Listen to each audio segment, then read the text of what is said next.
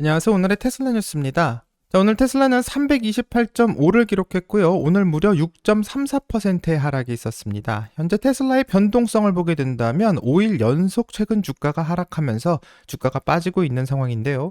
이 최근 5일 사이에 하락한 폭은 무려 16%나 되고, 이 하락의 이유를 찾기 위해서 S&P에 있는 종목들을 살펴보지만 이 기술주에 특별한 영향이 없는 상황에서 이 테슬라만 크게 하락을 기록했기 때문에 테슬라만의 악재가 있었던 것을 생각하게 됐고, 오늘은 왜 테슬라가 이렇게 하락하게 되었는지를 같이 한번 살펴보겠습니다.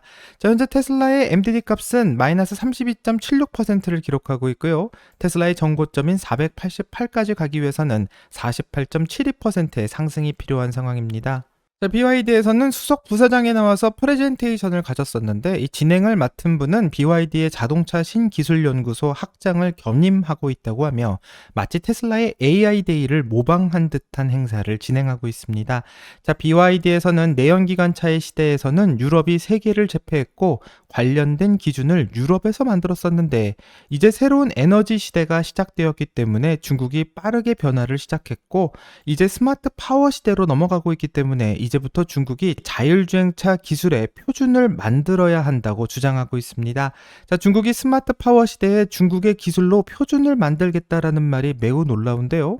이 BYD는 안전을 강조하면서 안전을 만드는 것이 표준일 뿐만 아니라 우리의 임무라고 말하며 안전한 자율주행차를 만드는 것이 BYD의 임무였다라고 설명해 모두를 깜짝 놀라게 만듭니다. 자, BYD는 이런 임무를 달성하기 위해서 300명 이상의 박사급 엔지니어와 3,000명 이상의 석사급 엔지니어를 보유하고 있다고 말하며 총 5,000명의 인원이 자율주행을 개발하고 있고, BYD에서는 7년간의 연구 개발을 했다고 말합니다. 자, 그래서 BYD는 자율주행의 개발 역사를 통해서 2018년부터 운전자 보조 기능으로서의 자율주행을 만들어 왔고, 2023년부터는 하이엔드 스마트 운전 보조 기능으로 넘어간다고 하는데요. 이것을 가능하기 위해서 BYD가 야심차게 준비한 것은 바로 신의 눈이라고 하고, 그 누구도 하지 못한 역대급 신기술로서 자율주행을 혁신하겠다고 주장하고 있습니다. 자, 영상을 보면 BYD의 자동차 안에 자율주행을 위한 카메라가 설치된 것을 볼 수 있는데요. 부착되어 있는 3개의 카메라가 마치 신의 눈과도 같다고 말하고 있고, 인간이 볼 수 없는 모든 것을 신이 관여해서 안전한 자율주행을 만들어줄 것이라고 말합니다. 이 BYD의 자율주행 시스템에는 누구도 생각하지 못했던 신이라는 기능이 탑재되었기 때문에 아무래도 테슬라의 자율주행과는 비교할 수도 없는 이 독창적인 시스템이 탄생했구나 생각하게 되는데요.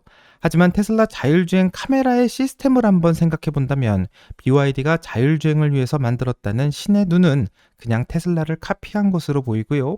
이쯤 되면 BYD는 테슬라를 신으로 생각하고 있는 것은 아닌지 모르겠습니다. 자, BYD는 신의 눈이라는 자율주행 시스템을 통해서 자동 주차와 자동 제동, 또 원격 주차 등의 기능을 제공하고, 현재 중국에서는 다양한 모델에 적용되고 있다고 밝히고 있으며, 신의 눈을 이용한 자율주행의 수준은 레벨 2에서 레벨 3에 가깝다고 평가를 받고 있는데, 여전히 운전자가 위험에 대비해야 하는 수준입니다. 이 BYD의 신의 눈 시스템은 카메라와 라이더 센서를 이용하고 있고요.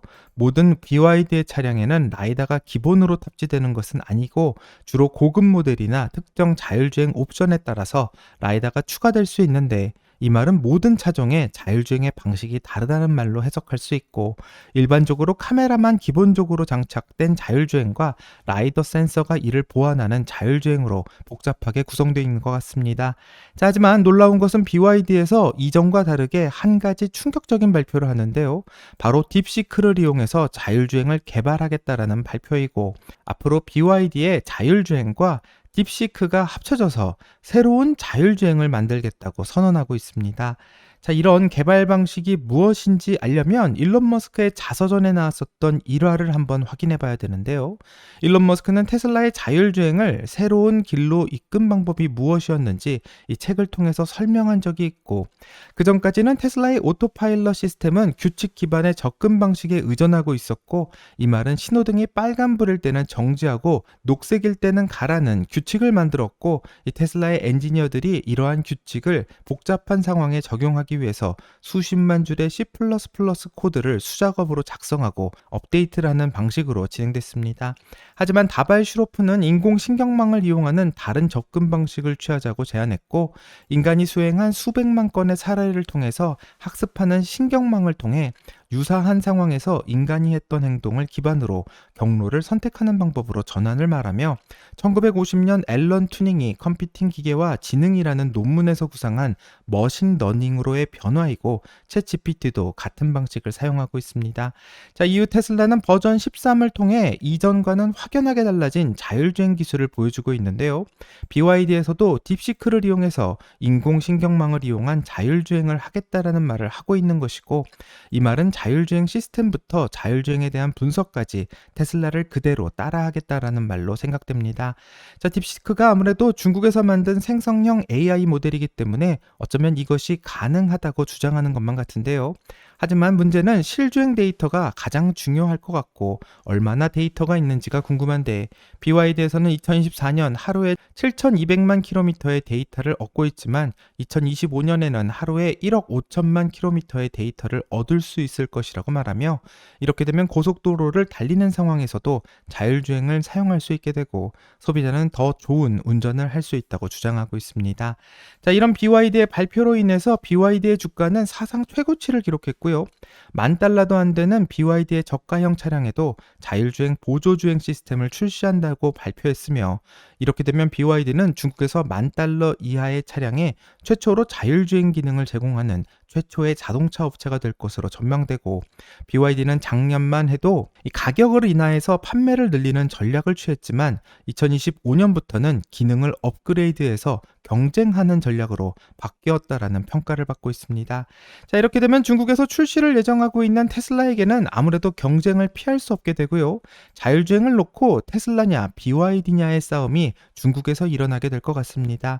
자, 테슬라가 가지고 있는 자율주행의 장점을 살펴보면 이미 오랜 시간 동안 테슬라의 FSD 기술이 인정을 받고 있다는 것이며, 테슬라는 다른 회사와는 다르게 카메라 기반의 자율주행을 시도하고 있고, 많은 테슬라 오너가 보낸 엄청난 데이터를 통해서 AI를 훈련하며 이를 통해서 점점 빠르게 실력을 높이고 있습니다. 다만 테슬라가 가려는 인공신경망을 이용한 자율주행에는 AI 데이터 센터가 필수로 작용되는데요. 테슬라의 방법이 성공하게 된다면 미국뿐만 아니라 다른 국가로도 확장이 가능하고, 이는 가장 큰 장점이 될 것 같습니다. 자, 하지만 테슬라의 단점은 테슬라의 FSD가 매우 높은 가격으로 책정되어 있어 모든 테슬라의 오너가 사용할 수 없다는 것이고요. 현재 중국에서는 FSD를 신청했지만 관련된 승인이 지연되면서 언제 승인이 나올지는 알 수가 없는 상황입니다. 또 미중 갈등으로 인해 분쟁 중 테슬라라는 미국 기업에 대한 자율주행의 허가가 얼마나 빠르게 나올지도 불분명한 상황이고요. 아직 북미 지역 이외에는 자율주행이 중국에서 테스트된 적이 없기 때문에 테슬라의 FSD가 중국 시장에서 정말 성공할지는 미지수의 영역으로 남아 있습니다. 자, 이에 도전하고 있는 BYD의 자율주행 장점은 따로 구매할 필요가 없는 무료라는 것이 장점이며, $10,000도 안 되는 저렴한 차량의 가격에도 불구하고 자율주행까지 포함이 되며, 이렇게 저가의 차량에 자율주행을 붙이게 된다면 빠르게 확대될 수 있고, 이런 속도는 큰 강점이 될 것 같습니다. 자, 그리고 이미 BYD는 중국에서 자율주행을 사용하고 있는 상황이기 때문에 테슬라처럼 허가를 기다릴 필요가 없는데요. 하지만 BYD에도 단점이 존재하는데, 이 비싼 라이더를 정말 $10,000도 안 되는 차량에 장착하게 된다면 어떻게 수익을 얻게 될지가 굉장히 불분명하고요. 또 BYD의 자율주행은 카메라가 아닌 라이다를 기반으로 한 자율주행이며, 이를 위해서는 HD 맵이 필수로 필요하고, 이 말은 웨이모처럼 모든 도시를 다 다닐 수는 없으며 일부 지역으로 운행이 한정될 것으로 예상됩니다. 자, 그리고 가장 중요한 문제는 BYD가 만든 자율주행을 정말 신뢰할 수 있는가, 이 점이 문제인데요. 만약 사고로 이어진다면 생명이 위험할 수도 있기 때문에 신뢰는 굉장히 중요한 문제가 될 것 같습니다. 자, BYD가 테슬라처럼 신경망을 이용해서 자율주행을 한다면 데이터 센터를 만드는 것은 필수라고 생각이 되는데, 현재 BYD에서는 데이터 센터에 관련된 어떤 발표도 없이 딥시크만 사용하면 자율주행이 테슬라처럼 될 거라고 말하고 있고, 개인적으로는 전혀 이해가 되지 않는 상황입니다. 자, 그리고 정말 자율주행이 잘 된다고 해도 BYD의 자율주행이 중국을 넘어서 해외로 나갈 수 있을지에 대해서는 의문이 드는데요. 이것은 정말 신뢰의 문제이기 때문에 많은 난관이 예상됩니다. 자, 하지만 테슬라에 대한 시장의 판단은 냉담했고요. BYD가 자율주행을 무료로 푼다고 하니 아마도 테슬라가 FSD를 중국에서 판매하는 것은 상당히 어려울 것이라는 판단을 하고 있는 것 같습니다. 자, 하지만 이런 평가를 내리기 위해서는 정말 BYD의 자율주행이 어떤지 진짜 검증이 필요한데요. 이 무료이기는 하지만 생명을 담보로 하는 일에 무료가 정말 중요한지는 다시 한번 생각해 봐야 될 문제입니다. 자, BYD에서는 영상을 보여주며 BYD의 자율주행 기술이 많이 발전했고 그렇기 때문에 테슬라의 자율주행을 바로 따라잡을 것 같이 홍보하고 있지만요. 중국이 아닌 유럽에서 BYD의 자율주행이 어떤 평가를 받고 있는지를 살펴보면 작은 물체를 전혀 인식하지 못하고 시험 결과 참혹한 상황을 만들어내는 것을 계속해서 볼 수 있습니다. 자, 무료인 BYD의 자율주행을 믿고 있다가 정말로 남의 생명을 위협할 수도 있기 때문에 실제로 고민해야 되는 문제가 될 수 있는데요. 신기하게도 테슬라는 현재 멕시코로 자율주행을 확장하겠다라는 발표를 했고, 멕시코에서도 테슬라의 자율주행을 사용할 수 있게 되었지만, 이 BYD의 뉴스가 너무 컸기 때문에 현재 크게 주목을 받지 못하고 있는 것 같습니다. 자, 테슬라의 FSD 버전 13.2.6이 나온 이후 이 다른 나라로 확장이 되었기 때문에 이런 테슬라의 행보를 주목해야만 할 것 같은데요. 이로 인해서 테슬라는 멕시코와 푸에트리코, 캐나다와 미국 4개국으로 확장이 되었는데 과연 유럽이나 아시아로도 확장이 될지는 지켜봐야 될 것 같습니다. 자, 제이 레노가 리뷰하고 있는 테슬라 모델 Y의 영상 속에서는 굉장히 재미있는 장면이 나오는데 이 새로운 모델 Y를 운전하던 제이 레노는 테슬라의 로보택시에 대해서 질문을 했고 테슬라의 디자이너인 프란츠는 테슬라가 6월부터 로보택시를 시작한다고 다시 한번 확인했으며 놀랍게도 일반 테슬라 차량뿐만 아니라 테슬라의 사이버캡이 텍사스에서 운영되는 것을 볼 수 있을 것이라고 말해 상당한 기대를 만들고 있습니다. 자, 프란츠는 로보택시가 마치 미래의 기술인 것 같지만 현실에서 사용되는 기술이고 경험할 수 있는 기술이라고 말하며 앞으로 6월 로보택시의 발표를 더 기대하게 만드는데요.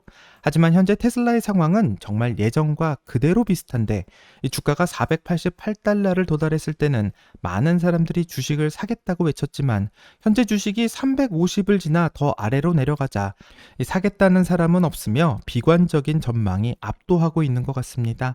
자, 지난 시간 동안 테슬라의 주가가 하락했을 때도 계속해서 겪었던 일이라 크게 놀랍지 않고요. 장기 투자자는 이런 노이즈에 큰 상관없이 계속 가던 길을 가면 된다고 생각합니다. 자, 6월에 발표될 테슬라의 로보택시를 기대하면서 여기까지가 오늘의 테슬라 뉴스입니다. 오늘 영상이 도움이 되셨다면 구독과 좋아요 그리고 알람 설정 부탁드립니다. 오늘 좋은 하루 되시고요. 오늘의 테슬라 뉴스는 내일 또 새로운 소식으로 다시 찾아오겠습니다. 감사합니다.